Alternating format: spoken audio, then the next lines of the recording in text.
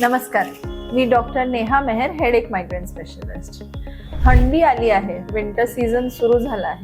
पावसाळा प्रोलॉंग झाल्यामुळे थंडी पण जास्त पडते आहे आणि पडणार आहे असं आपल्याला सांगितलं आहे वेदर डिपार्टमेंटने. पण ह्या सगळ्याचा मायग्रेनशी काय संबंध? कशाला उगाचच गप्पा मारते नाही त्या गोष्टींवर? तसं नाहीये.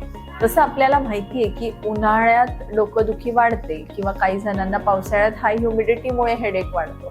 तसेच काही जे हेडेक वॉरियर्स आहेत, मायग्रेन वॉरियर्स आहेत, यांना विंटर सीझनचा त्रास होतो. थंड हवा जेव्हा कानाला लागते, उठल्या उठल्या जी गुलाबी थंडी आपल्याला वाटते ती त्यांना अगदी टोचणारी थंडी असते आणि त्यांना खूप फ्रिक्वेंटली याच्यामुळे हेडेक होतो. तर आपण येत्या काही आता एपिसोड्समध्ये बघूया की ही थंडी, हिचा अनुभव जास्त आनंदाने कसा घेता येईल आणि हेडेक वारंवार होणार नाही किंवा का हेडेक होतात याच्या मागचे सायन्स. थँक्यू.